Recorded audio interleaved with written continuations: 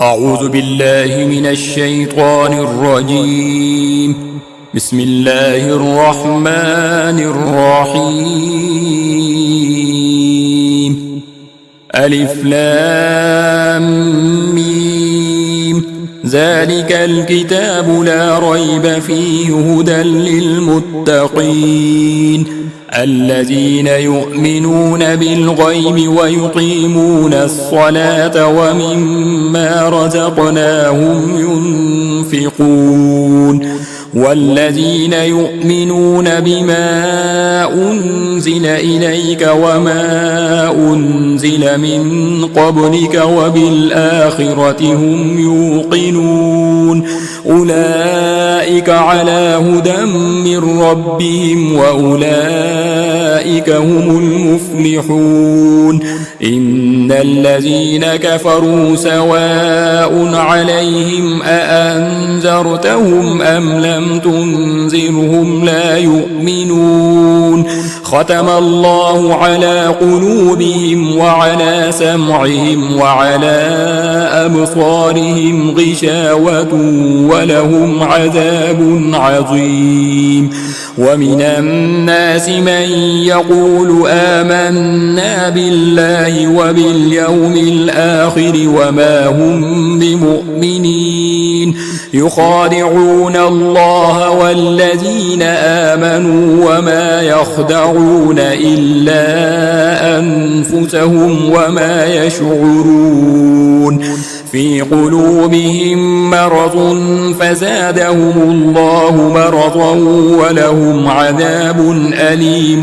بما كانوا يكذبون. وإذا قيل لهم لا تفسدوا في الأرض قالوا إنما نحن مصلحون ألا إنهم هم المفسدون ولكن لا يشعرون. وإذا قيل لهم آمنوا كما آمن الناس قالوا أنؤمن كما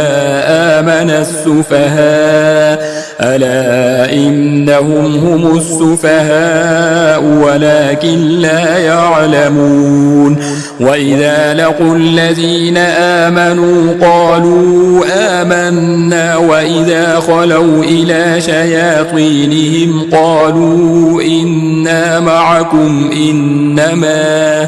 إنما نحن مستهزئون. الله يستهزئ بهم ويمدهم في طغيانهم يعمهون. أولئك الذين اشتروا الضلالة بالهدى فما ربحت تجارتهم وما كانوا مهتدين. مثلهم كمثل الذي استوقد نارا فلما أضاءت ما حوله ذهب الله بنورهم وتركهم في ظلمات لا يبصرون. صم بكم عمي فهم لا يرجعون. أو كصيب من السماء فيه ظلمات ورعد وبرق يجعلون أصابعهم في آذانهم من الصواعق حذر الموت والله محيط بالكافرين. يكاد البرق يخطف أبصارهم كلما أضاء لهم مشوا فيه وإذا أظلم عليهم قاموا ولو شاء الله لذهب بسمعهم وأبصارهم إن الله على كل شيء قدير. يا أيها الناس اعبدوا ربكم الذي خلقكم والذين من قبلكم لعلكم تتقون. الذي جعل لكم الأرض فراشا والسماء بناء وأنزل من السماء ماء فأخرج به من الثمرات رزقا لكم لكم فلا تجعلوا لله أندادا وأنتم تعلمون وإن كنتم في ريب مما نزلنا على عبدنا فأتوا بسورة من مثله وادعوا شهداءكم من دون الله إن كنتم صادقين فإن لم تفعلوا ولن تفعلوا فاتقوا النار التي وقودها الناس والحجارة أعدت للكافرين وبشر الذين آمنوا وعملوا الصالحات أن لهم جنات تجري من تحتها الأنهار كلما رزقوا منها من ثمرة رزقا قالوا هذا الذي رزقنا من قبل وأتوا به متشابها ولهم فيها أزواج مطهرة وهم فيها خالدون إن الله لا يستحيي أن يضرب مثلا ما بعوضة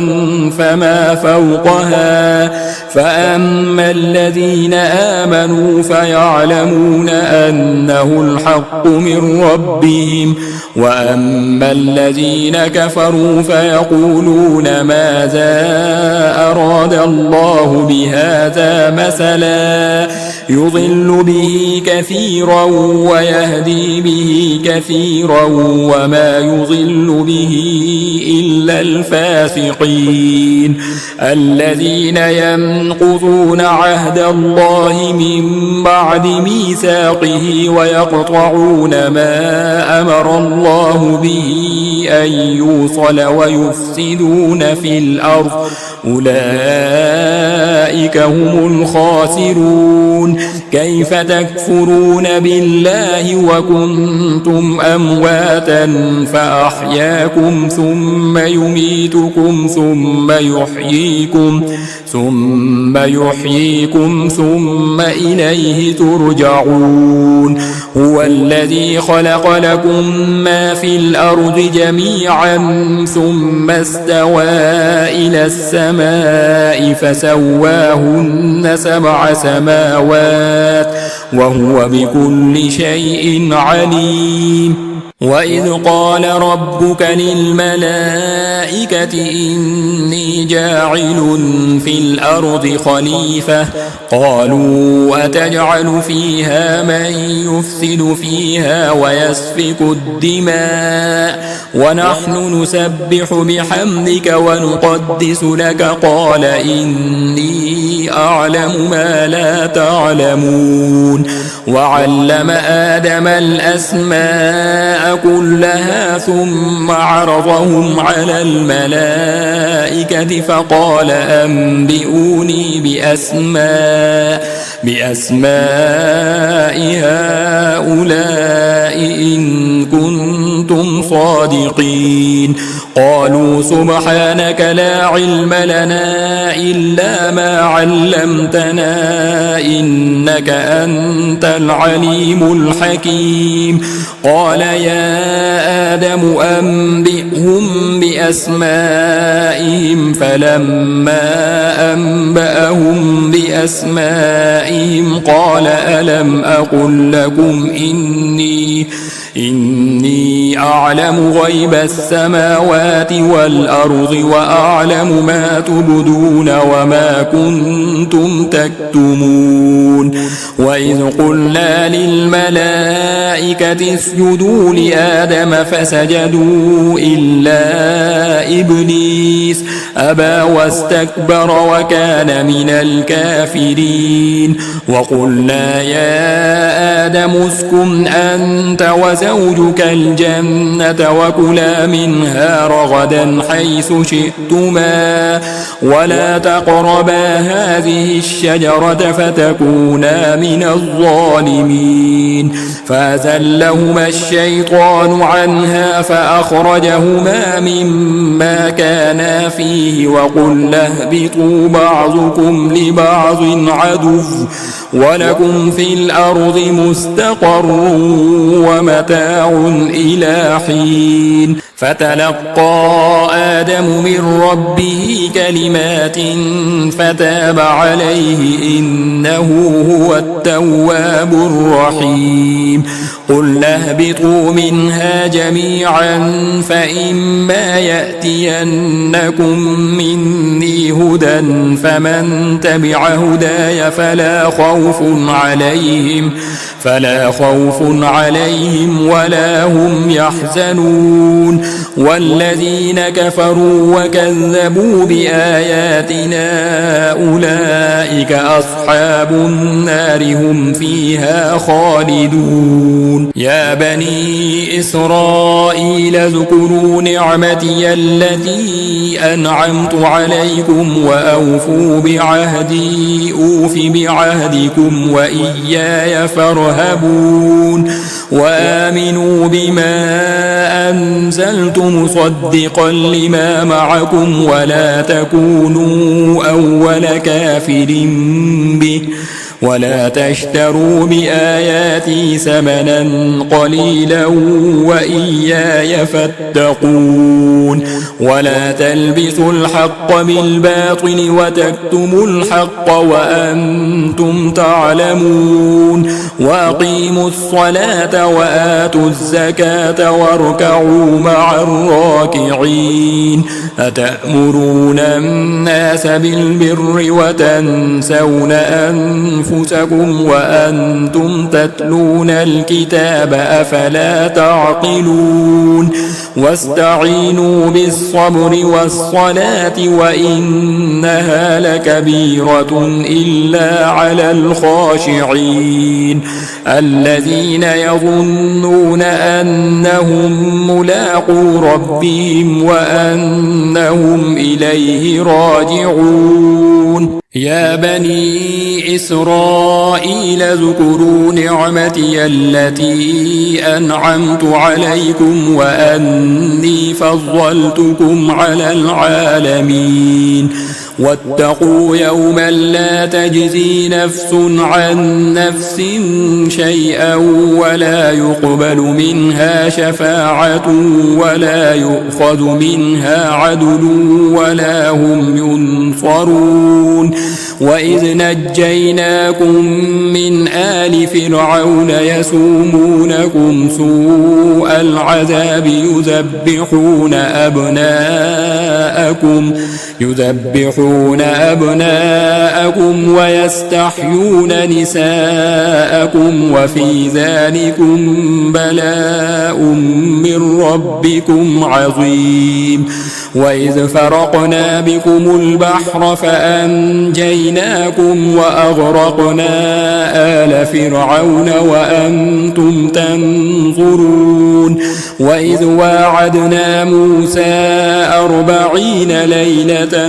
ثم اتخذتم العجل من بعده وأنتم ظالمون ثم عفونا عنكم من بعد ذلك لعلكم تشكرون وإذ آتينا موسى الكتاب والفرقان لعلكم تهتدون وإذ قال موسى لقومه يا قوم إنكم ظلمتم أنفسكم باتخاذكم العجل فتوبوا إلى بارئكم فاقتلوا أنفسكم ذلكم خير لكم عند بارئكم فتاب عليكم إنه هو التواب الرحيم وإذ قلتم يا موسى لن نؤمن لك حتى نرى الله جهرة فأخذتكم الصاعقة وأنتم تنظرون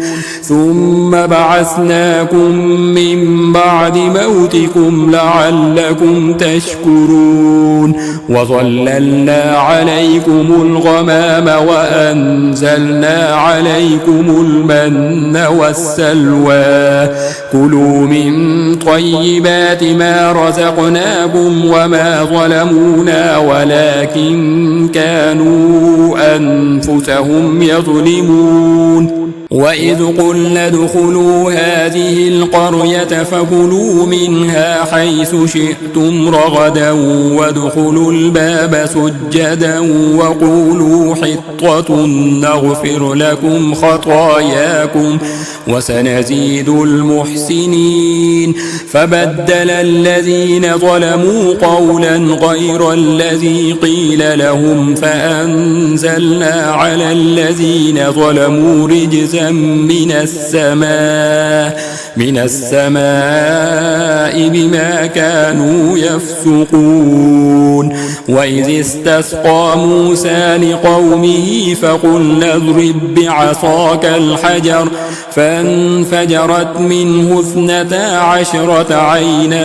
قد علم كل أناس مشربهم كلوا واشربوا من رزق الله ولا تعثوا في الأرض مفسدين وإذ قلتم يا موسى لن نصبر على طعام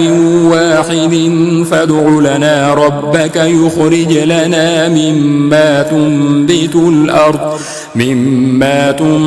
الأرض من بقلها وقثائها وفومها وعدسها وبصلها قال أتستبدلون الذي هو أدنى بالذي هو خير اهبطوا مصرا فإن لكم ما سألتم وضربت عليهم الذلة والمسكنة وباءوا بغضب من الله ذلك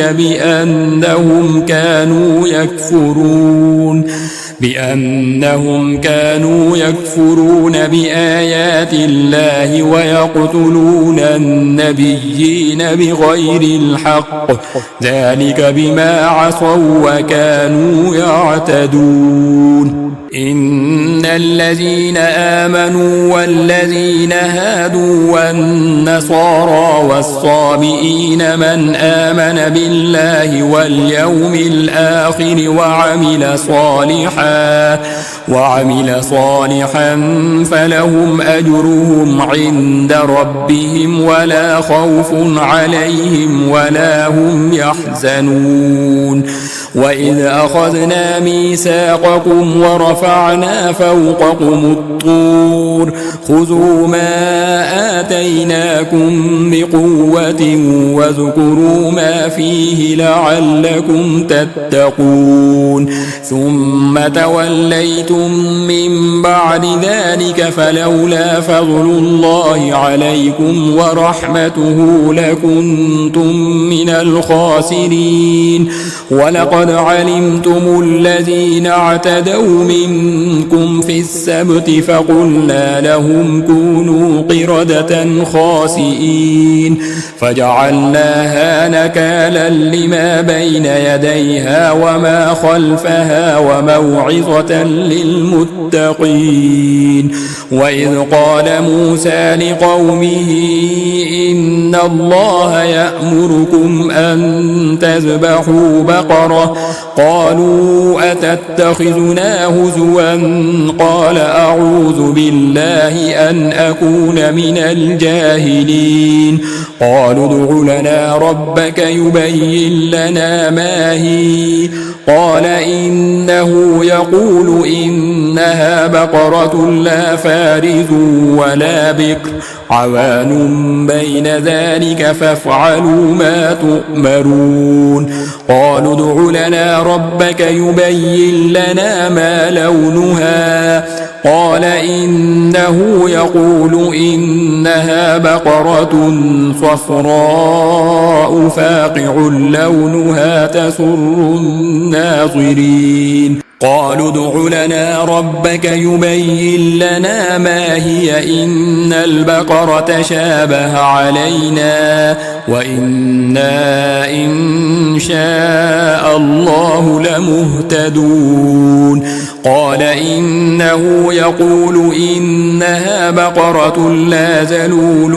تثير الأرض ولا تسقي الحرث مسلمة لا شية فيها قالوا الآن جئت بالحق فذبحوها وما كادوا يفعلون وإذ قتلتم نفسا فادارأتم فيها والله مخرج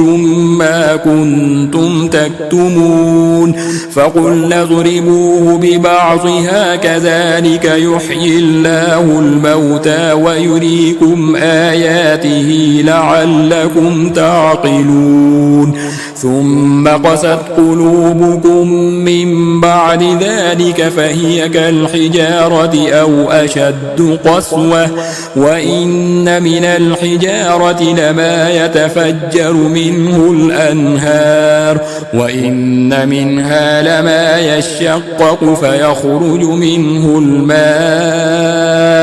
وإن منها لما يهبط من خشية الله وما الله بغافل عما تعملون أفتطمعون أن يؤمنوا لكم وقد كان فريق منهم يسمعون كلام الله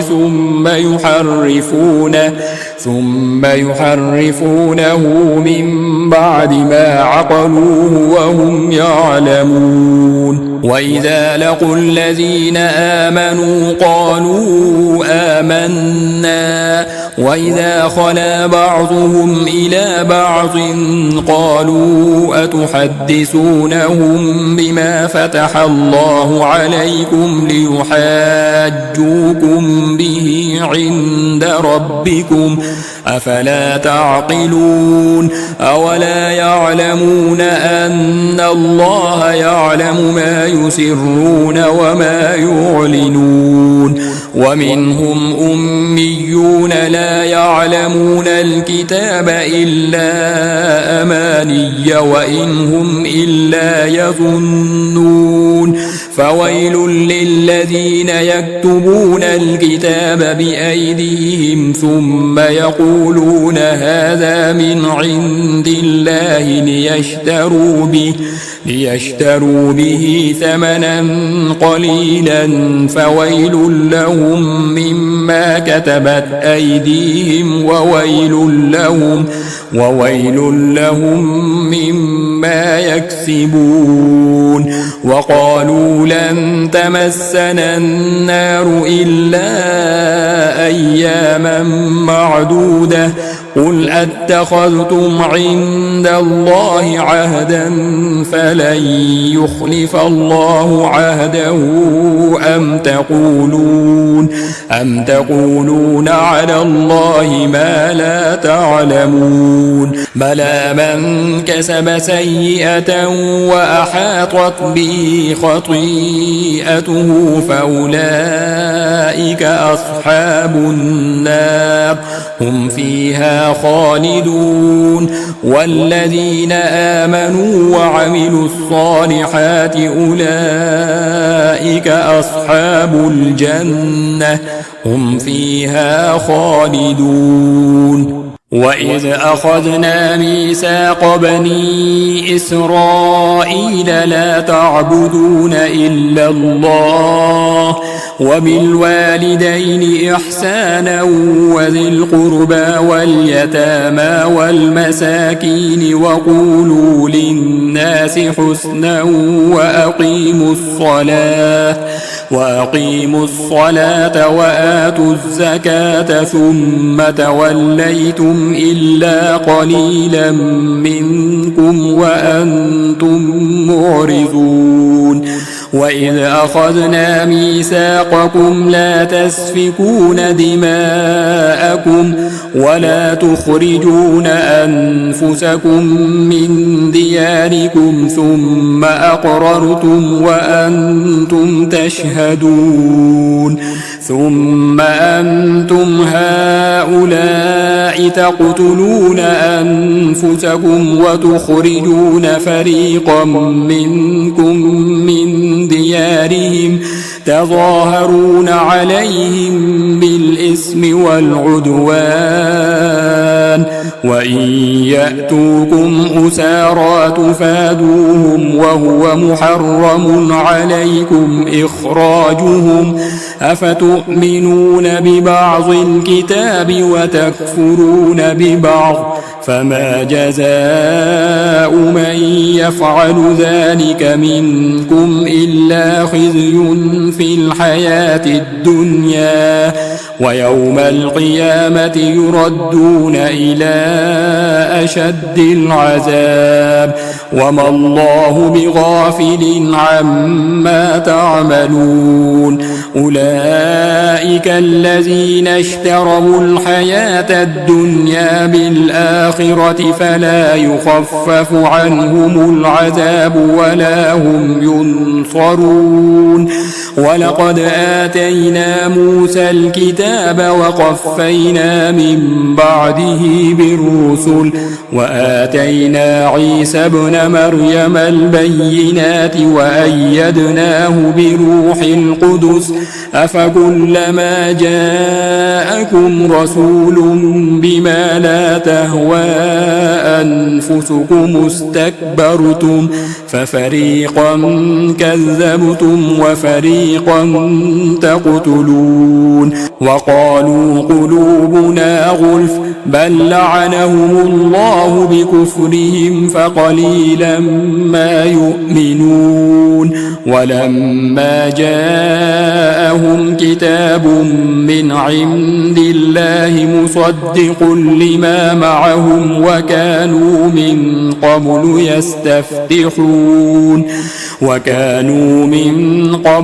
يستفتحون على الذين كفروا فلما جاءهم ما عرفوا كفروا به فلعنة الله على الكافرين بئس ما اشتروا به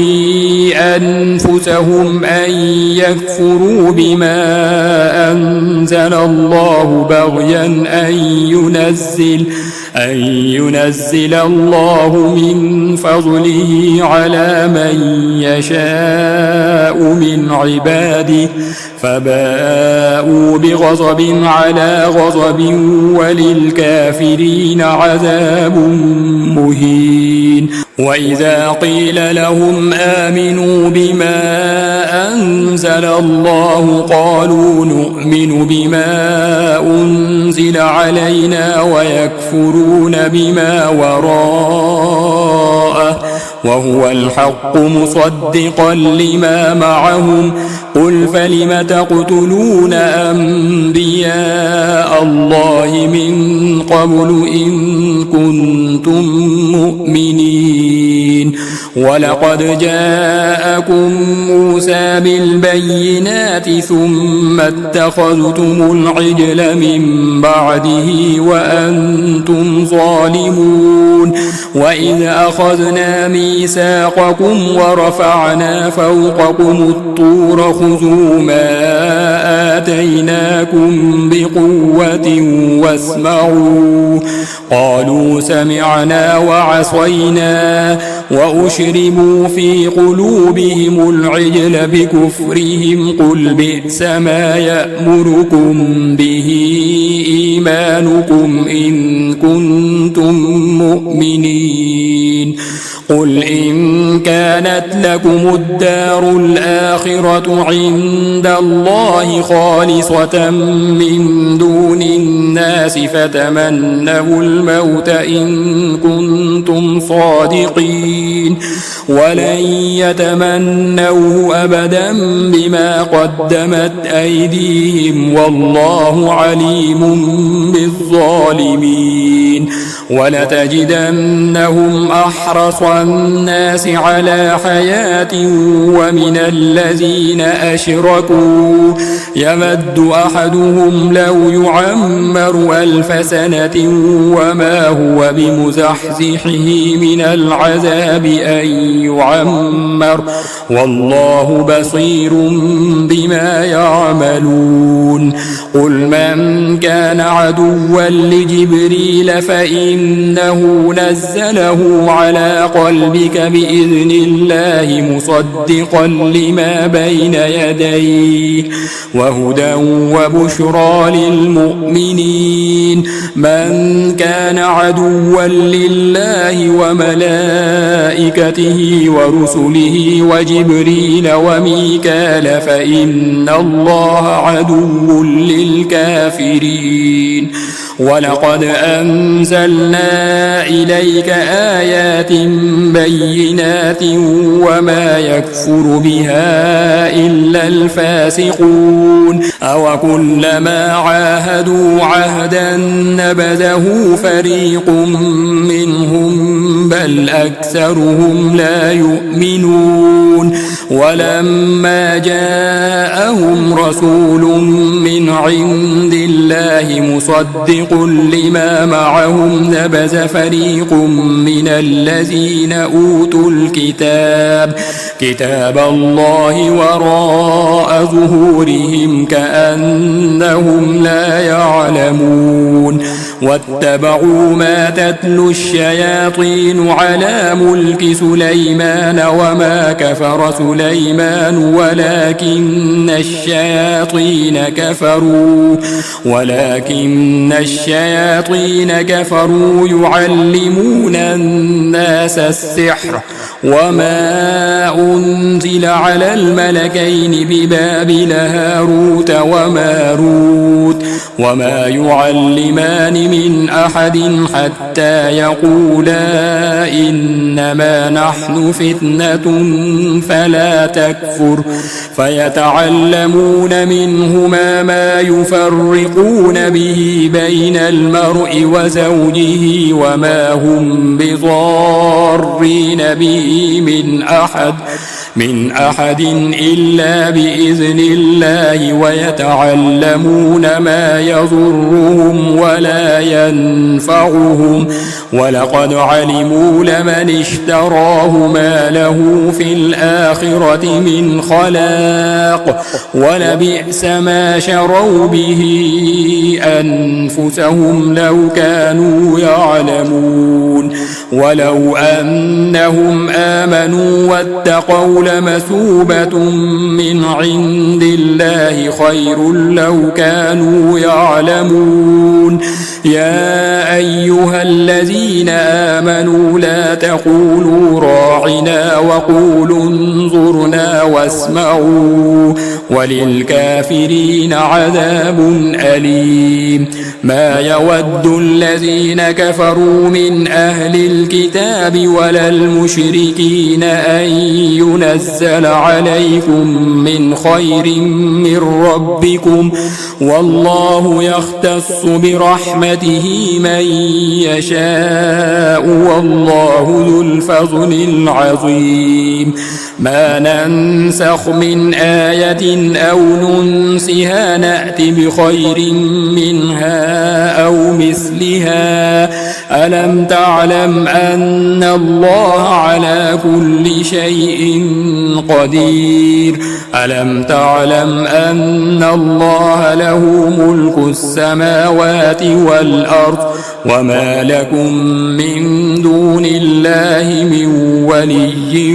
ولا نصير أم تريدون أن تسألوا رسولكم كما سئل موسى من قبل ومن يتبدل الكفر بالإيمان فقد ضل سواء السبيل ود كثير من أهل الكتاب لو يردونكم من بعد إيمانكم كفارا حسدا من عند أنفسهم من بعد ما تبين لهم الحق فاعفوا واصفحوا حتى يأتي الله بأمره إن الله على كل شيء قدير وأقيموا الصلاة وآتوا الزكاة وما تقدموا لأنفسكم من خير تجدوه عند الله إن الله بما تعملون بصير وقالوا لن يدخل الجنة إلا من كان هودا أو نصارى تلك أمانيهم قل هاتوا برهانكم إن كنتم صادقين بلى من أسلم وجهه لله وهو محسن فله أجره عند ربه ولا خوف عليهم ولا هم يحزنون وقالت اليهود ليست النصارى على شيء وقالت النصارى ليست اليهود على شيء وهم يتلون الكتاب كذلك قال الذين لا يعلمون مثل قولهم فالله يحكم بينهم يوم القيامة فيما كانوا فيه يختلفون ومن أظلم ممن منع مساجد الله أن يذكر فيها اسمه وسعى في خرابها أولئك ما كان لهم أن يدخلوها إلا خائفين لهم في الدنيا خزي ولهم في الآخرة عذاب عظيم ولله المشرق والمغرب فأينما تولوا فثم وجه الله إن الله واسع عليم وقالوا اتخذ الله ولدا سبحانه بل له ما في السماوات والأرض كل له قانتون بديع السماوات والأرض وإذا قضى أمرا فإنما يقول له كن فيكون وقال الذين لا يعلمون لولا يكلمنا الله أو تأتينا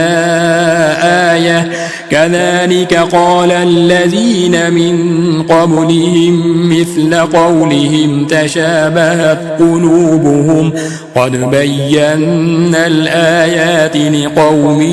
يوقنون إنا أرسلناك بالحق بشيرا ونذيرا ولا تسأل عن أصحاب الجحيم ولن ترضى عنك اليهود ولا النصارى حتى تتبع ملتهم قل إن هدى الله هو الهدى ولئن اتبعت أهواءهم بعد الذي جاءك من العلم ما لك من الله من ولي ولا نصير الذين آتيناهم الكتاب يتلونه حق تلاوته أولئك يؤمنون به ومن يكفر به فأولئك هم الخاسرون يا بني إسرائيل اذكروا نعمتي التي أنعمت عليكم وأني فضلتكم على العالمين واتقوا يوما لا تجزي نفس عن نفس شيئا ولا يقبل منها عدل ولا تنفعها شفاعة ولا هم ينصرون وإذ ابتلى إبراهيم ربه بكلمات فأتمهن قال إني جاعلك للناس إماما قال ومن ذريتي قال لا ينال عهد الظالمين وإذ جعلنا البيت مثابة للناس وأمنا واتخذوا من مقام إبراهيم مصلى وعهدنا إلى إبراهيم وإسماعيل أن طهرا بيتي للطائفين والعاكفين والركع السجود وإذ قال إبراهيم رب اجعل هذا بلدا آمنا وارزق أهله من الثمرات من آمن منهم بالله واليوم الآخر قال ومن كفر فأمتعه قليلا ثم أضطره إلى عذاب النار وبئس المصير وإذ يرفع إبراهيم القواعد من البيت وإسماعيل ربنا تقبل منا إنك أنت السميع العليم ربنا واجعلنا مسلمين لك ومن ذريتنا أمة مسلمة لك وأرنا مناسكنا وتب علينا إنك أنت التواب الرحيم ربنا وابعث فيهم رسولا منهم يتلو عليهم آياتك ويعلمهم الكتاب والحكمة ويزكيهم إنك أنت العزيز الحكيم ومن يرغب عن ملة إبراهيم إلا من سفه نفسه ولقد اصطفيناه في الدنيا وإنه في الآخرة لمن الصالحين إذ قال له ربه أسلم قال أسلمت لرب العالمين ووصى بها إبراهيم بنيه ويعقوب يا بني إن الله اصطفى لكم الدين فلا تموتن إلا وأنتم مسلمون أم كنتم شهداء إذ حضر يعقوب الموت إذ قال لبنيه ما تعبدون من بعدي قالوا نعبد إلهك وإله آبائك إبراهيم وإسماعيل وإسحاق إلها واحدا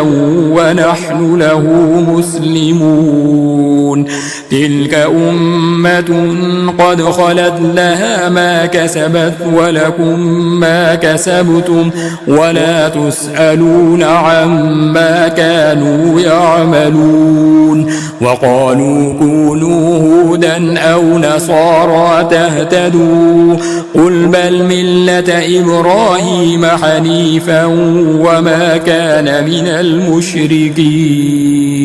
قولوا آمنا بالله وما أنزل إلينا وما أنزل إلى إبراهيم وإسماعيل وإسحاق ويعقوب والأسباط وما أوتي موسى وعيسى وما أوتي النبيون من ربهم لا نفرق بين أحد منهم ونحن له مسلمون فإن آمنوا بمثل ما آمنتم به فقد اهتدوا وإن تولوا فإنما هم في شقاق فسيكفيكهم الله وهو السميع العليم صبغة الله ومن أحسن من الله صبغة ونحن له عابدون قل أتحاجوننا في الله وهو ربنا وربكم ولنا أعمالنا ولكم أعمالكم ونحن له مخلصون أم تقولون إن إبراهيم وإسماعيل وإسحاق ويعقوب والأسباط كانوا هودا أو نصارى قل أأنتم أعلم أم الله ومن أظلم ممن كتم شهادة عنده من الله وما الله بغافل عما تعملون تلك أمة قد خلت لها ما كسبت ولكم ما كسبتم ولا تسألون عما كانوا يعملون سيقول السفهاء من الناس ما ولاهم عن قبلتهم التي كانوا عليها قل لله المشرق والمغرب يهدي من يشاء إلى صراط مستقيم وكذلك جعلناكم أمة وسطا لتكونوا شهداء على الناس ويكون الرسول عليكم شهيدا وما جعلنا القبلة التي كنت عليها إلا لنعلم من يتبع الرسول ممن ينقلب على عقبيه وإن كانت لكبيرة إلا على الذين هدى الله وما كان الله ليضيع إيمانكم إن الله بالناس لرؤوف رحيم قد نرى تقلب وجهك في السماء فلنولينك قبلة ترضاها فول وجهك شطر المسجد الحرام وحيث ما كنتم فولوا وجوهكم شطره وإن الذين أوتوا الكتاب ليعلمون أنه الحق من ربهم وما الله بغافل عما يعملون ولئن أتيت الذين أوتوا الكتاب بكل آية ما تبعوا قبلتك وما أنت بتابع قبلتهم وما بعضهم بتابع قبلة بعض ولئن اتبعت أهواءهم من بعد ما جاءك من العلم إنك إذا لمن الظالمين الذين آتيناهم الكتاب يعرفونه كما يعرفون أبناءهم وإن فريقا منهم ليكتمون الحق وهم يعلمون الحق من ربك فلا تكونن من الممترين ولكل وجهة هو موليها فاستبقوا الخيرات أينما تكونوا يأت بكم الله جميعا إن الله على كل شيء قدير ومن حيث خرجت فول وجهك شطر المسجد الحرام وإنه للحق من ربك وما الله بغافل عما تعملون ومن حيث خرجت فول وجهك شطر المسجد الحرام وحيث ما كنتم فولوا وجوهكم شطره لئلا يكون للناس عليكم حجة إلا الذين ظلموا منهم فلا تخشوهم واخشوني ولأتم نعمتي عليكم ولعلكم لعلكم تهتدون كما أرسلنا فيكم رسولا منكم يتلو عليكم آياتنا ويزكيكم ويعلمكم الكتاب والحكمة ويعلمكم ما لم تكونوا تعلمون فاذكروني أذكركم واشكروا لي ولا تكفرون يا أيها الذين آمنوا استعينوا بالصبر والصلاة إن الله مع الصابرين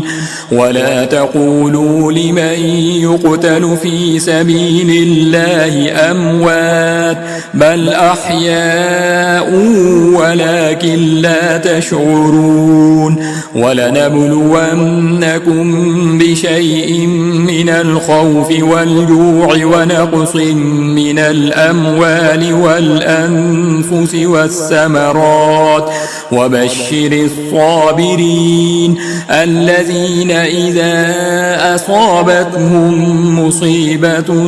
قالوا إنا لله وإنا إليه راجعون أولئك عليهم صلوات من ربهم ورحمة وأولئك هم المهتدون إن الصفا والمروة من شعائر الله فمن حج البيت أو اعتمر فلا جناح عليه أن يطوف بهما ومن تطوع خيرا فإن الله شاكر عليم إن الذين يكتمون ما أنزلنا من البينات والهدى من بعد ما بيناه للناس في الكتاب أولئك يلعنهم الله ويلعنهم اللاعنون إلا الذين تابوا وأصلحوا وبينوا فأولئك أتوب عليهم وأنا التواب الرحيم إن الذين كفروا وماتوا وهم كفار أولئك عليهم لعنة الله والملائكة والناس أجمعين خالدين فيها لا يخفف عنهم العذاب ولا هم ينظرون وإلهكم إله واحد لا إله إلا هو الرحمن الرحيم إن في خلق السماوات والأرض واختلاف الليل والنهار والفلك التي تجري في البحر بما ينفع الناس وما أنزل الله من السماء من ماء فأحيا به الأرض بعد موتها وبث فيها من كل دابة وتصريف الرياح والسحاب المسخر بين السماء والأرض لآيات لقوم يعقلون ومن الناس من يتخذ من دون الله أندادا يحبونهم كحب الله والذين آمنوا أشد حبا لله ولو يرى الذين ظلموا إذ يرون العذاب أن القوة لله جميعا وأن الله شديد العذاب إذ تبرأ الذين اتبعوا من الذين اتبعوا ورأوا العذاب وتقطعت بهم الأسباب وقال الذين اتبعوا لو أن لنا كرة فنتبرأ منهم كما تبرأوا منا كذلك يريهم الله أعمالهم حسرات عليهم وما هم بخارجين من النار. يا أيها الناس كلوا مما في الأرض حلالا طيبا ولا تتبعوا خطوات الشيطان إنه لكم عدو مبين. إنما يأمركم بالسوء والفحشاء وأن تقولوا على الله ما لا تعلمون. وإذا قيل لهم اتبعوا ما أنزل الله قالوا بل نتبع ما ألفينا عليه آباءنا أولو كان آباؤهم لا يعقلون شيئا ولا يهتدون. ومثل الذين كفروا كمثل الذي ينعق بما لا يسمع إلا دعاء ونداء صم بكم عمي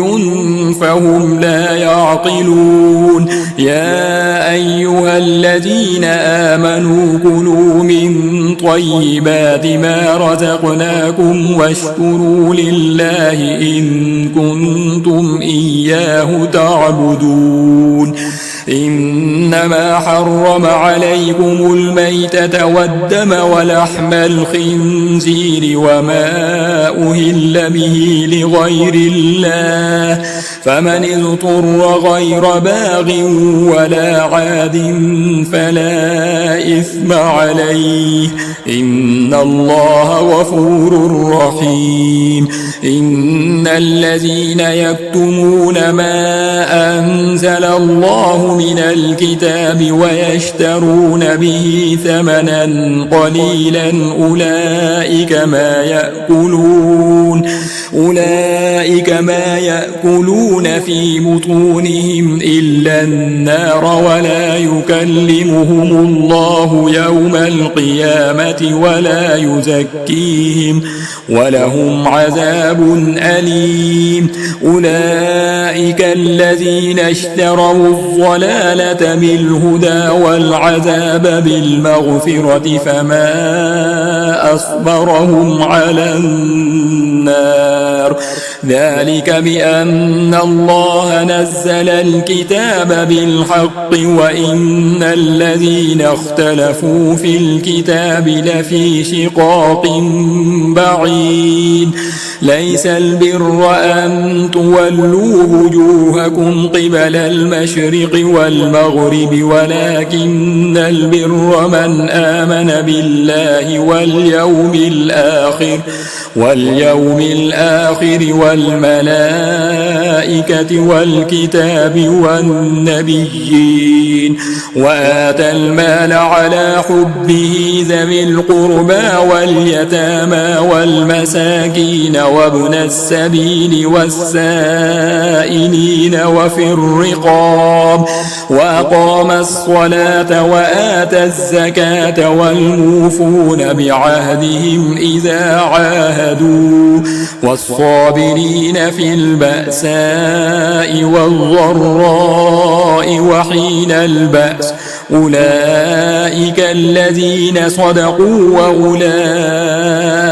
هم المتقون. يا أيها الذين آمنوا كتب عليكم القصاص في القتلى الحر بالحر والعبد بالعبد والأنثى بالأنثى فمن عفي له من أخيه شيء فاتباع بالمعروف وأداء إليه بإحسان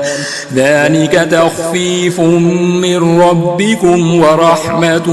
فمن اعتدى اعتدى بعد ذلك فله عذاب أليم. ولكم في القصاص حياة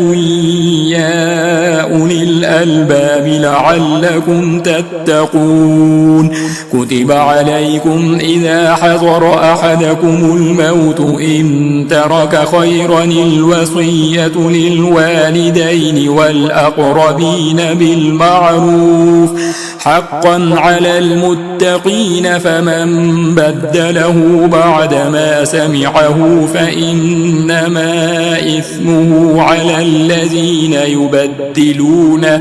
إن الله سميع عليم. فمن خاف من موص جنفا أو إثما فأصلح بينهم فلا إثم عليه، إن الله غفور رحيم. يا أيها الذين آمنوا كتب عليكم الصيام كما كتب على الذين من قبلكم لعلكم تتقون. أياما معدودات، فمن كان منكم مريضا أو على سفر فعدة من أيام أخر، وعلى الذين يطيقونه فدية طعام مسكين، فمن تطوع خيرا فهو خير له، وأن تصوموا خير لكم إن كنتم تعلمون. شهر رمضان الذي أنزل فيه القرآن هدى للناس وبينات من الهدى والفرقان، فمن شهد منكم الشهر فليصمه، ومن كان مريضا أو على سفر فعدة من أيام أخر،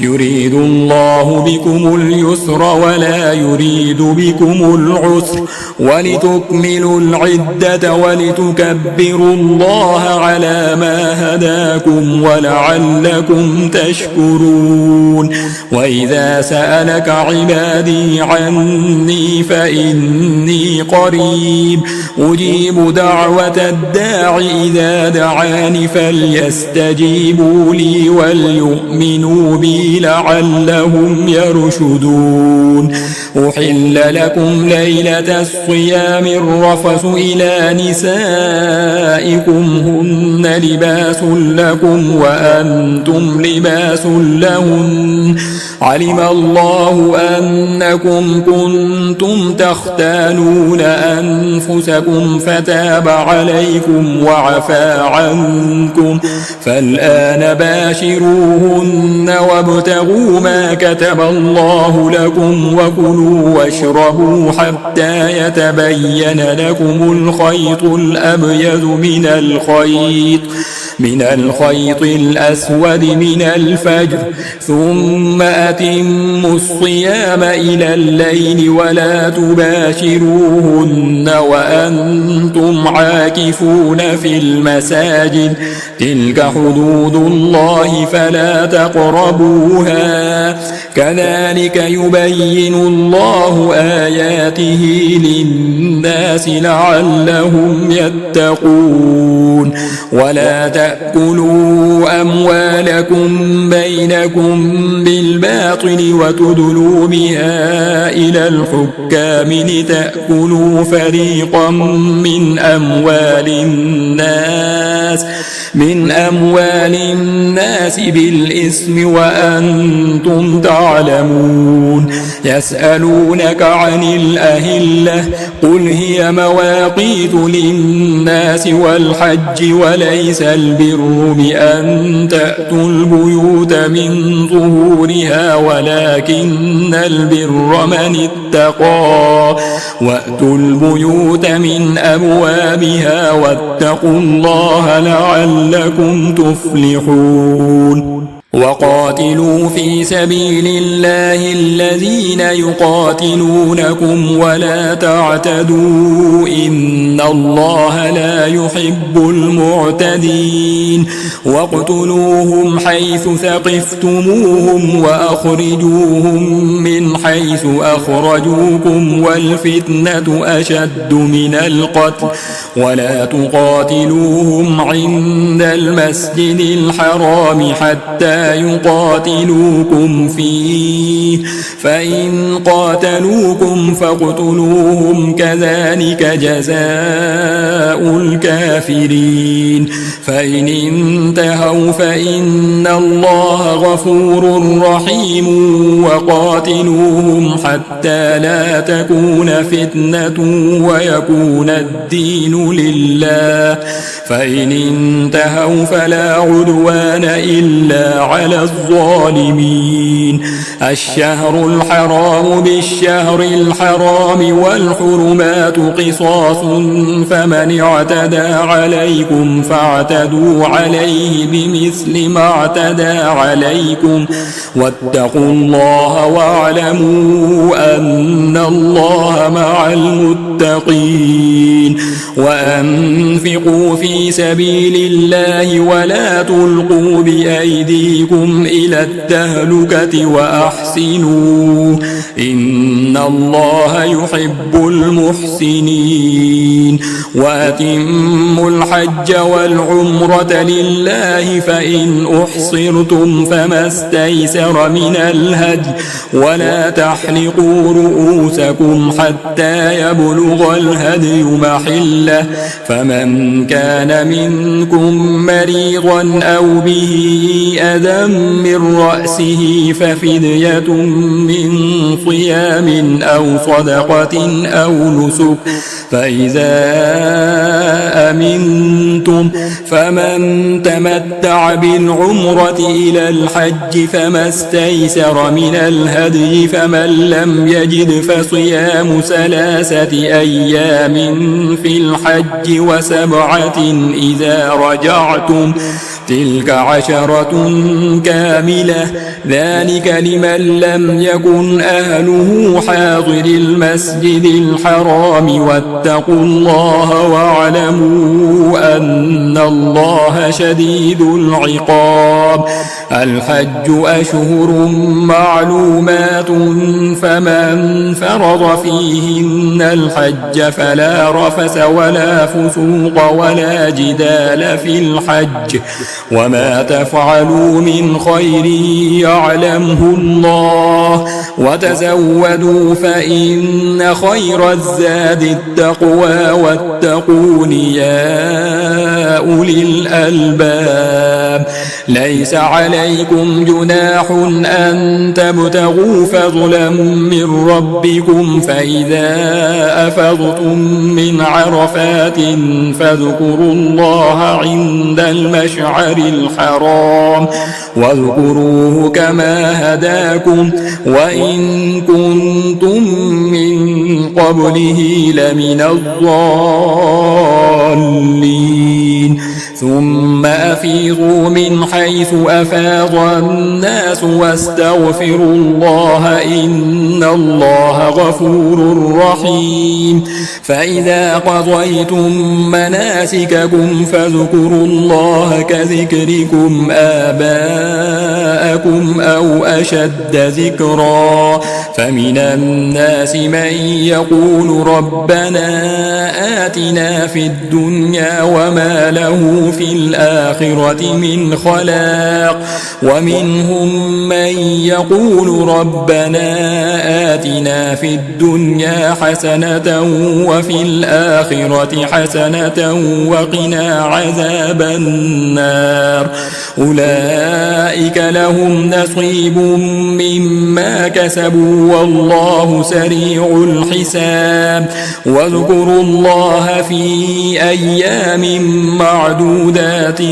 فمن تعجل في يومين فلا إثم عليه ومن تأخر فلا إثم عليه لمن اتقى واتقوا الله واعلموا أنكم إليه تحشرون. ومن الناس من يعجبك قوله في الحياة الدنيا ويشهد الله على ما في قلبه وهو ألد الخصام وإذا تولى سعى في الأرض ليفسد فيها ويهلك الحرث والنسل والله لا يحب الفساد.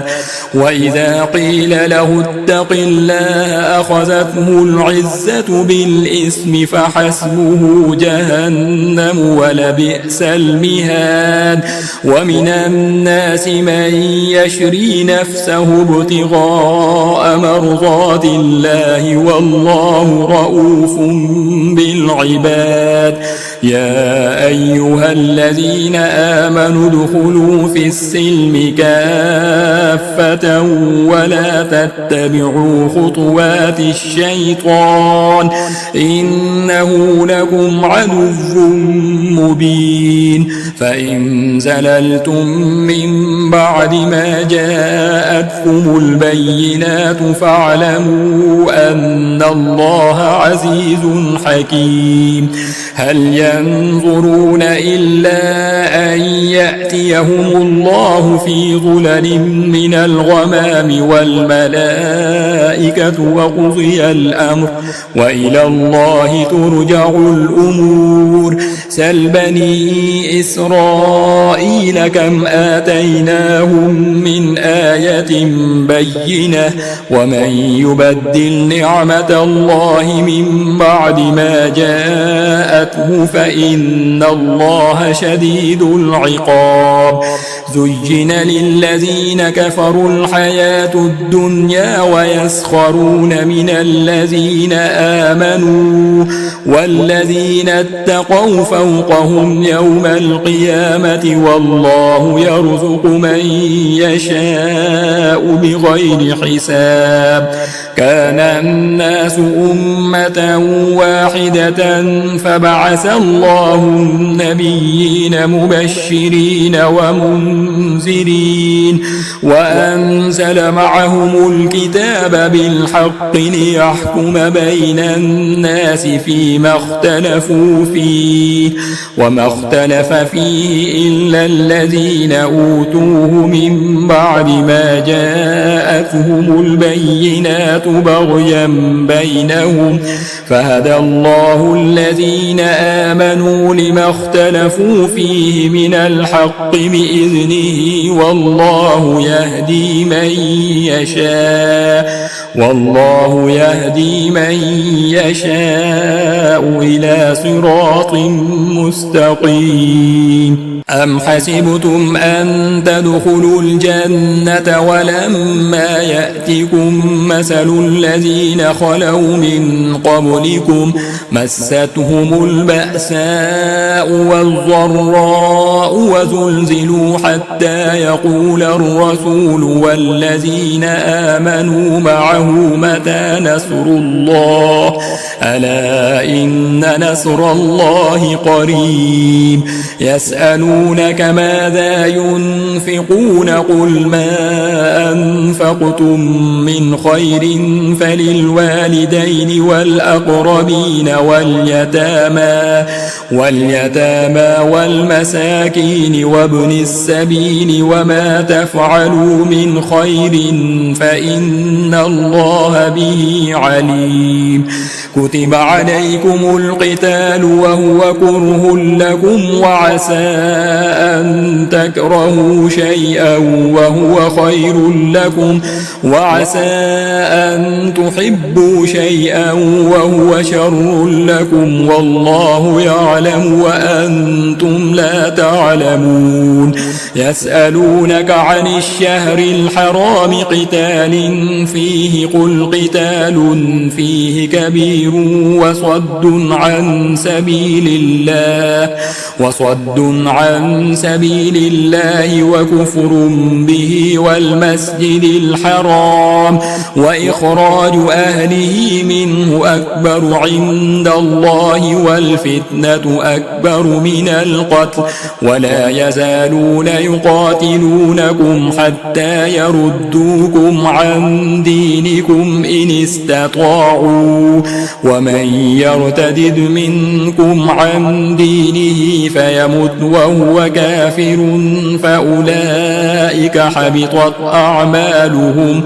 فأولئك حبطت أعمالهم في الدنيا والآخرة وأولئك أصحاب النار هم فيها خالدون إن الذين آمنوا والذين هاجروا وجاهدوا في سبيل الله أولئك يرجون رحمة الله والله غفور رحيم يسألونك عن الخمر والميسر قل فيهما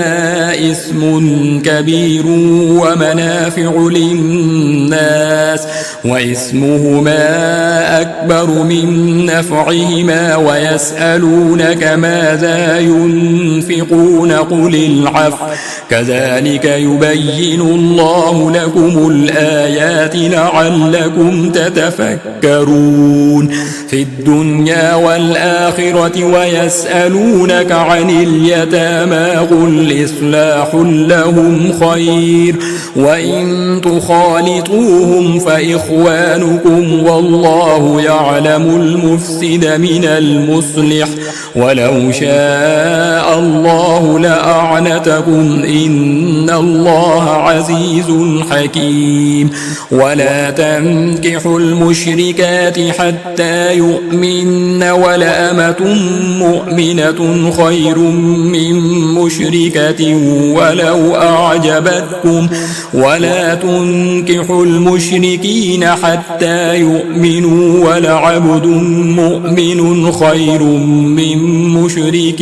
ولو أعجبكم أولئك يدعون إلى النار والله يدعو إلى الجنة والمغفرة بإذنه ويبين آياته للناس لعلهم يتذكرون ويسألونك عن المحيض قل هو أذى فاعتزلوا النساء في المحيض ولا تقربوهن حتى يطهرن فإذا تطهرن فأتوهن من حيث أمركم الله إن الله يحب التوابين ويحب المتطهرين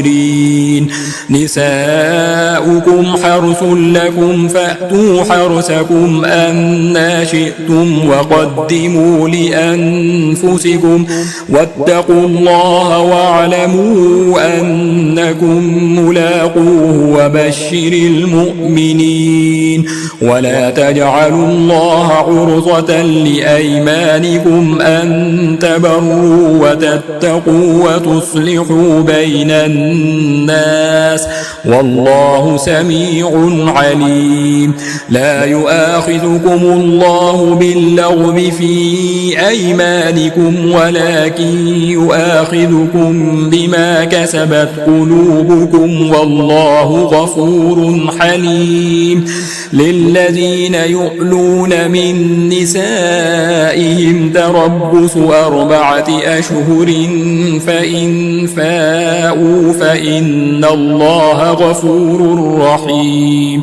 وإن عزموا الطلاق فإن الله سميع عليم والمطلقات يتربصن بأنفسهن 3 قروء ولا يحل لهن أن يكتمن ما خلق الله في أرحامهن إن كن يؤمن بالله واليوم الآخر وبعولتهن أحق بردهن في ذلك ذلك إن أرادوا إصلاحا ولهن مثل الذي عليهن بالمعروف وللرجال عليهن درجة والله عزيز حكيم. الطلاق مرتان فإمساك بمعروف أو تسريح بإحسان ولا يحل لكم أن تأخذوا مما آتيتموهن شيئا إلا أن يخافا ألا يقيما حدود الله فإن خفتم ألا يقيما حدود الله فلا جناح عليهما فيما افتدت به تلك حدود الله فلا تعتدوها ومن يتعد حدود الله فأولئك هم الظالمون. فإن طلقها فلا تحل له من بعد حتى تنكح زوجا غيره فإن طلقها فلا جناح عليهما أن يتراجعا إن ظنا أن يقيما حدود الله وتلك حدود الله يبينها لقوم يعلمون. وإذا طلقتم النساء فبلغن أجلهن فأمسكوهن بمعروف أو سرحوهن بمعروف ولا تمسكوهن زرارا لتعتدوا ومن يفعل ذلك فقد ظلم نفسه ولا تتخذوا آيات الله هزوا واذكروا نعمة الله عليكم وما أنزل عليكم من الكتاب والحكمة يعظكم به واتقوا الله واعلموا أن الله بكل شيء عليم. وإذا طلقتم النساء فبلغن أجلهن فلا تعضلوهن أن ينكحن أزواجهن إذا تراضوا بينهم بالمعروف ذلك يوعظ به من كان منكم يؤمن بالله واليوم الآخر ذلكم أزكى لكم وأطهر والله يعلم وأنتم لا تعلمون. والوالدات يرضعن أولادهن حولين كاملين لمن أراد أن يتم الرضاعة وعلى المولود له رزقهن وكسوتهن بالمعروف لا تكلف نفس إلا وسعها لا تضار والدة بولدها ولا مولود له بولده وعلى الوارث مثل ذلك فإن أرادا فصالا عن تراض منهما وتشاور فلا جناح عليهما. وإن أردتم أن تسترضعوا أولادكم فلا جناح عليكم إذا سلمتم ما آتيتم بالمعروف واتقوا الله واعلموا أن الله بما تعملون بصير. والذين يتوفون منكم ويذرون أزواجا يتربصن بأنفسهن 4 أشهر وعشرا فإذا بلغن أجلهن فلا جناح عليكم فيما فعلن في أنفسهن بالمعروف والله بما تعملون خبير. ولا جناح عليكم فيما عرضتم به من خطبة النساء أو أكننتم في أنفسكم علم الله أنكم ستذكرونهن ولكن لا تواعدوهن سرا إلا إلا أن تقولوا قولا معروفا ولا تعزموا عقدة النكاح حتى يبلغ الكتاب أجله واعلموا أن الله يعلم ما في أنفسكم فاحذروه واعلموا أن الله غفور حليم. لا جناح عليكم إن طلقتم النساء ما لم تمسوهن أو تفرضوا لهن فريضة ومتعوهن على الموسع قدره وعلى المقتر قدره متاعا بالمعروف حقا على المحسنين. وإن طلقتموهن من قبل أن تمسوهن وقد فرضتم لهن فريضة فنصف ما فرضتم إلا أن يعفون أو يعفو الذي بيده عقدة النكاح وأن تعفوا أقرب للتقوى ولا تنسوا الفضل بينكم إن الله بما تعملون بصير. حافظوا على الصلوات والصلاة الوسطى وقوموا لله قانتين. فإن خفتم فرجالا أو ركبانا فإذا أمنتم فاذكروا الله كما علمكم ما لم تكونوا تعلمون. والذين يتوفون منكم ويذرون أزواجا وصية لأزواجهم متاعا إلى الحول غير إخراج فإن خرجن فلا جناح عليكم فيما فعلن في أنفسهن من معروف والله عزيز حكيم. وللمطلقات متاع بالمعروف حقا على المتقين كذلك يبين الله لكم آياته لعلكم تعقلون. ألم تر إلى الذين خرجوا من ديارهم وهم ألوف حذر الموت فقال لهم الله موتوا ثم أحياهم إن الله لذو فضل على الناس ولكن أكثر الناس لا يشكرون. وقاتلوا في سبيل الله واعلموا أن الله سميع عليم. من ذا الذي يقرض الله قرضا حسنا فيضاعفه له أضعافا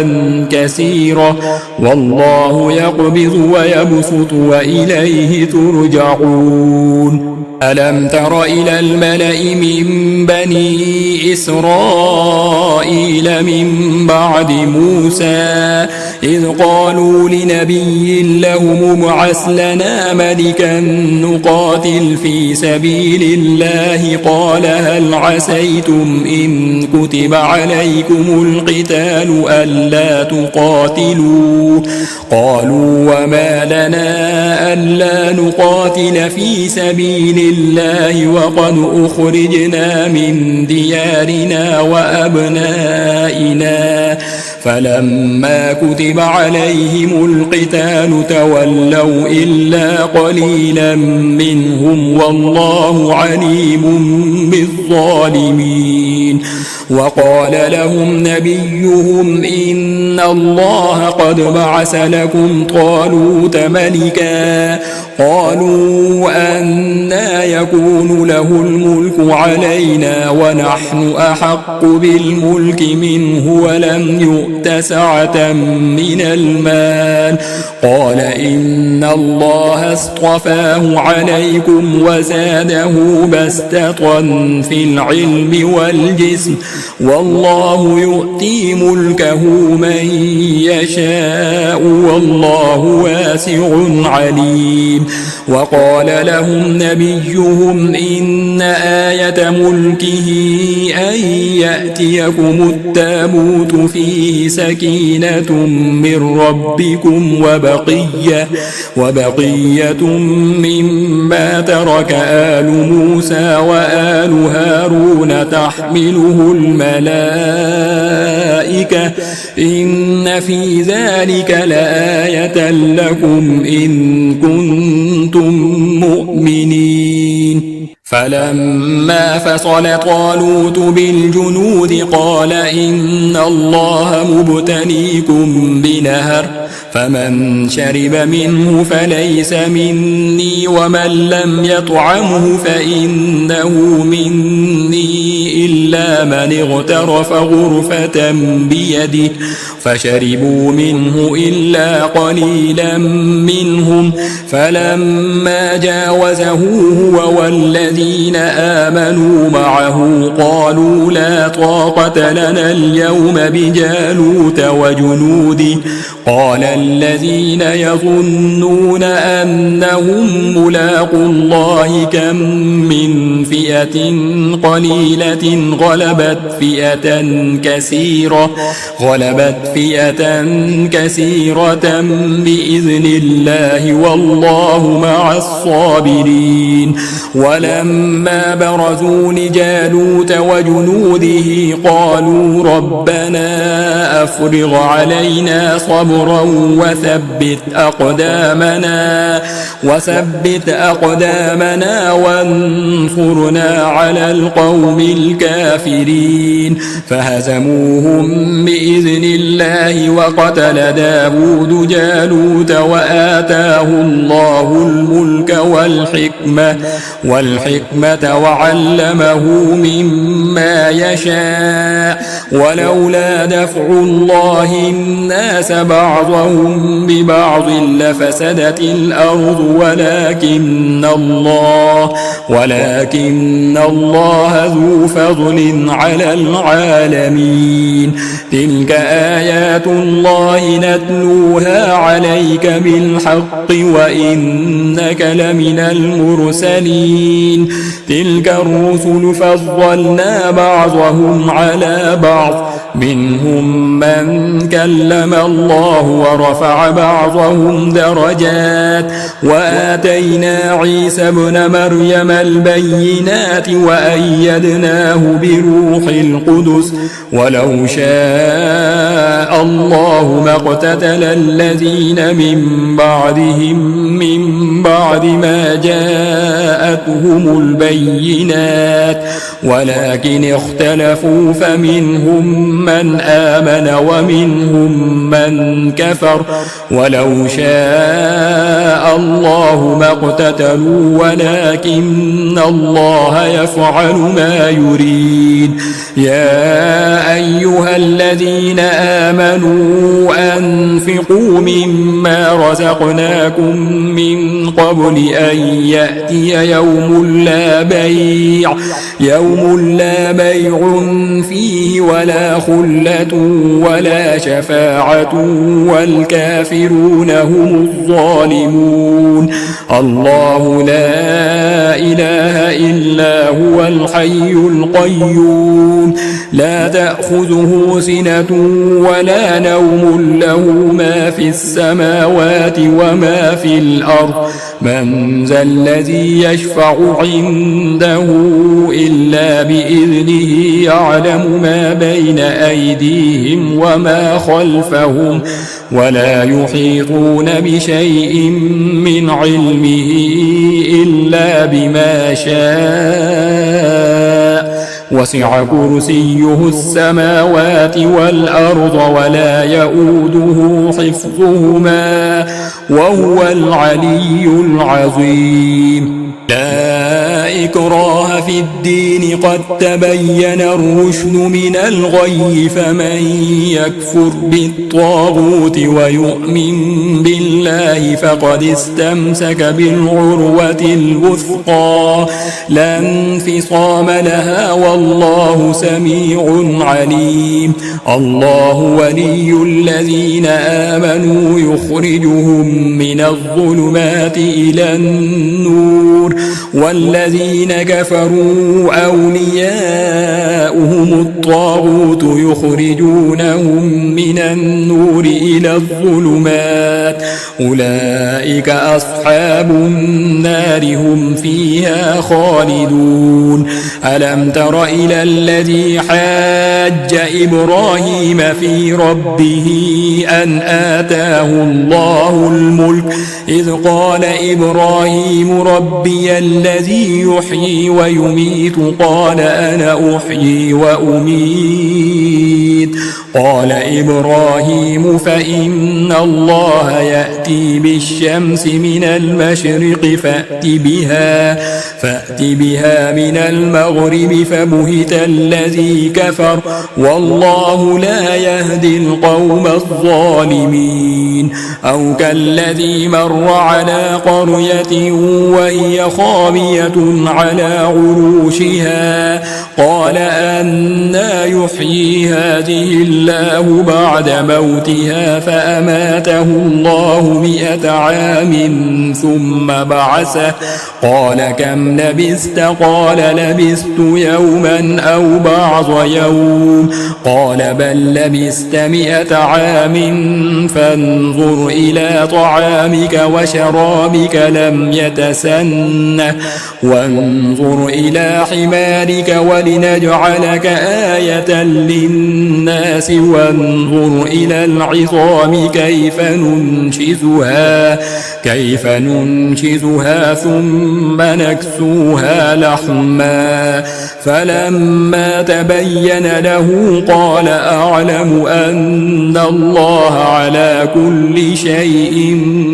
قدير. وإذ قال إبراهيم رب أرني كيف تحيي الموتى قال أولم تؤمن قال بلى ولكن ليطمئن قلبي قال فخذ 4 من الطير فصرهن إليك ثم اجعل على كل جبل منهن جزءا ثم ادعهن يأتينك سعيا واعلم أن الله عزيز حكيم. مثل الذين ينفقون أموالهم في سبيل الله كمثل حبة أنبتت 7 سنابل في كل سنبلة 100 حبة والله يضاعف لمن يشاء والله واسع عليم. الذين ينفقون أموالهم في سبيل الله ثم لا يتبعون ما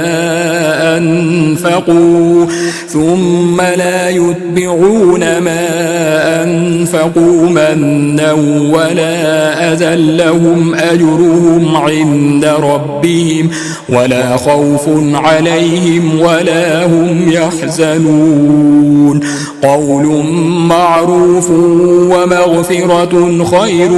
من صدقة يتبعها أذى والله غني حليم. يا أيها الذين آمنوا لا تبطلوا صدقاتكم بالمن والأذى كالذي ينفق ماله رئاء الناس ولا يؤمن بالله واليوم الآخر فمثله كمثل صفوان عليه تراب فأصابه وابل فتركه صلدا لا يقدرون على شيء مما كسبوا والله لا يهدي القوم الكافرين. ومثل الذين ينفقون أموالهم ابتغاء مرضات الله وتثبيتا من أنفسهم كمثل جنة بربوة أصابها وابل فآتت أكلها ضعفين فإن لم يصبها وابل فطل والله بما تعملون بصير. أيود أحدكم أن تكون له جنة من نخيل وأعناب تجري من تحتها الأنهار له فيها من كل الثمرات وأصابه الكبر وله ذرية ضعفاء فأصابها إعصار فيه نار فاحترقت كذلك يبين الله لكم الآيات لعلكم تتفكرون. يا أيها الذين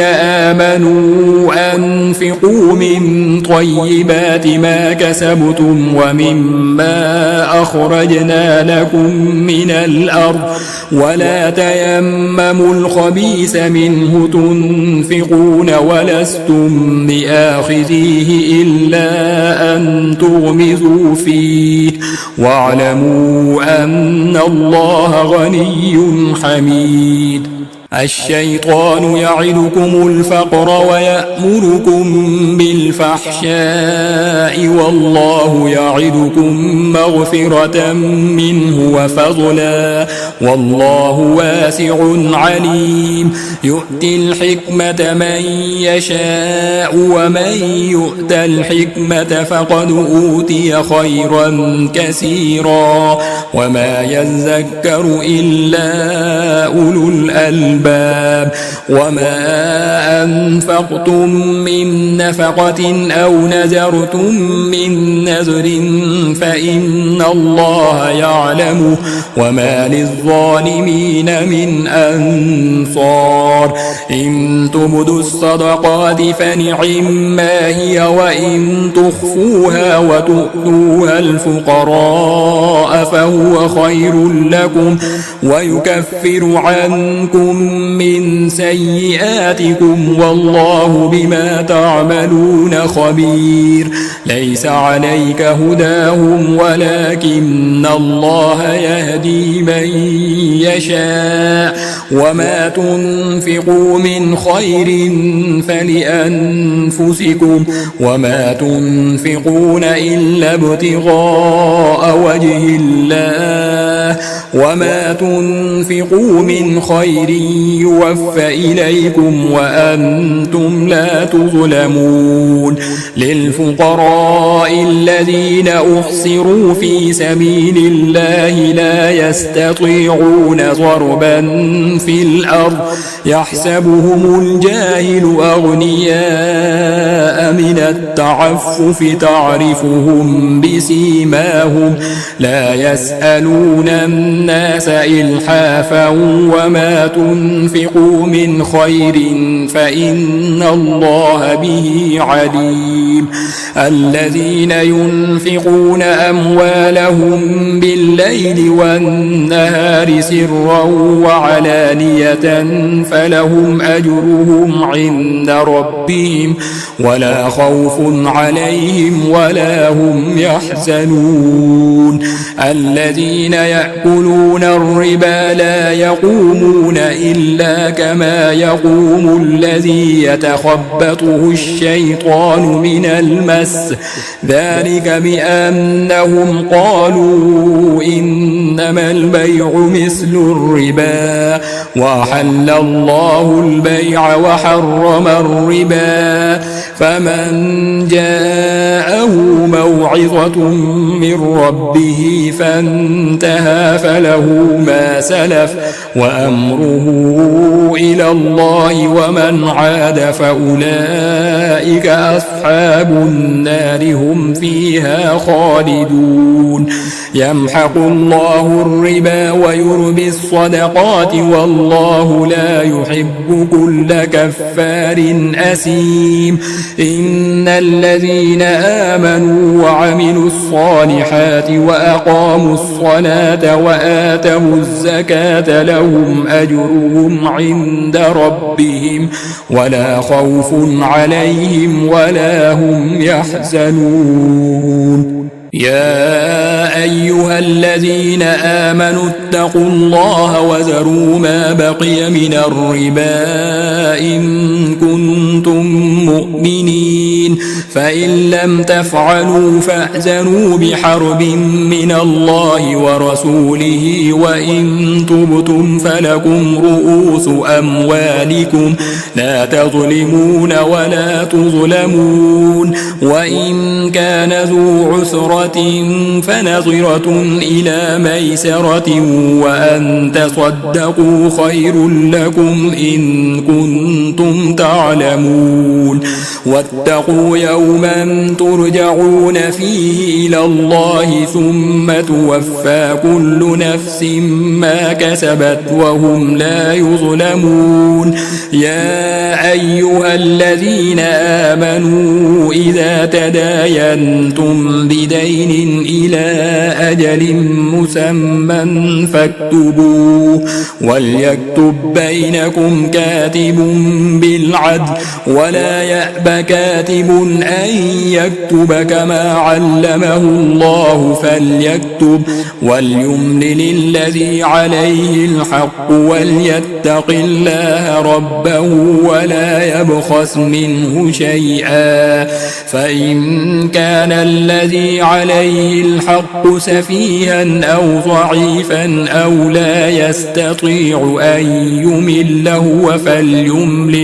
فليملل وليه بالعدل واستشهدوا شهيدين من رجالكم، فإن لم يكونا رجلين فرجل وامرأتان ممن ترضون من الشهداء أن تضل إحداهما فتذكر إحداهما الأخرى، ولا يأبى الشهداء إذا ما دعوا، ولا تسأموا أن تكتبوه صغيرا أو كبيرا إلى أجله، ذلكم أقسط عند الله وأقوم للشهادة وأدنى ألا ترتابوا إلا أن تكون تجارة حاضرة تديرونها بينكم فليس عليكم جناح ألا تكتبوها، وأشهدوا إذا تبايعتم، ولا يضار كاتب ولا شهيد، وإن تفعلوا فإنه فسوق بكم، واتقوا الله ويعلمكم الله والله بكل شيء عليم. وإن كنتم على سفر ولم تجدوا كاتبا فرهان مقبوضة، فإن أمن بعضكم بعضا فليؤد الذي ائتمن أمانته وليتق الله ربه ولا تكتموا الشهادة ومن يكتمها فإنه آثم قلبه والله بما تعملون عليم. لله ما في السماوات وما في الأرض، وإن تبدوا ما في أنفسكم أو تخفوه يحاسبكم به الله فيغفر لمن يشاء ويعذب من يشاء والله على كل شيء قدير. آمن الرسول بما أنزل إليه من ربه والمؤمنون كل آمن بالله وملائكته وكتبه ورسله لا نفرق بين أحد من رسله وقالوا سمعنا وأطعنا غفرانك ربنا وإليك المصير لا يكلف الله نفسا إلا وسعها لها ما كسبت وعليها ما اكتسبت ربنا لا تؤاخذنا إن نسينا أو أخطأنا ربنا ولا تحمل علينا إصرا كما حملته على الذين من قبلنا ربنا ولا تحملنا ما لا طاقة لنا به واعف عنا واغفر لنا وارحمنا أنت مولانا فانصرنا على القوم الكافرين